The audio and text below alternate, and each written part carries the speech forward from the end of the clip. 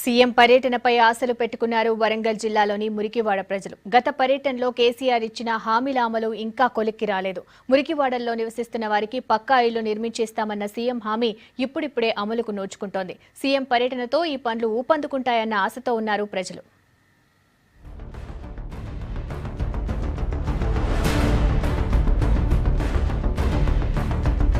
జనవరిలో వరంగల్ జిల్లాలో పర్యటించిన సీఎం కేసీఆర్ జిల్లాలోని మురికివాడలను పరిశీలించారు. ఇక్కడి ప్రజల కష్టాలను తెలుసుకున్న సీఎం వారికి పక్కా ఇళ్లు కట్టిస్తానని హామీ ఇచ్చారు. హైదరాబాద్ తరహాలో G+1, G+3 ఇళ్లు నిర్మించి ఇస్తామని చెప్పారు. అయితే సాంకేతిక కారణాలతో పాటు లేఅవుట్లు, డిజైన్ల తయారీలో స్పష్టత లేకపోవడంతో ఇళ్ల నిర్మాణం ఆలస్యమైంది. దీంతో పాటు G+ విధానాన్ని ప్రతిపక్షాలు తీవ్రంగా వ్యతిరేకించాయి.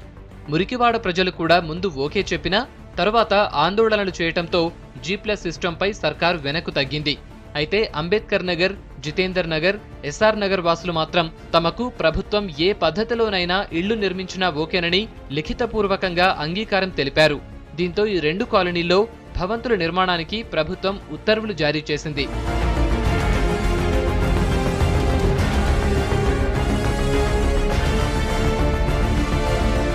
G+ నిర్మాణాలకు ఒప్పుకున్న కాలనీల్లో వీలైనంత త్వరగా ఇళ్ల నిర్మాణాలను కంప్లీట్ చేసి మిగతా కాలనీల్లో ఎదురైన సమస్యలు అధిగమించాలని చూస్తున్నారు అధికారులు.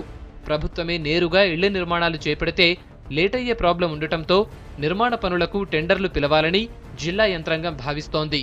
ఇందులో భాగంగానే DPRలు సిద్ధం చేసే బాధ్యతను హైదరాబాద్కు చెందిన ప్రముఖ సంస్థకు అప్పగించారు. ఇళ్లకి సంబంధించి ప్రభుత్వం జియో అనేది ఇష్యూ చేసింది.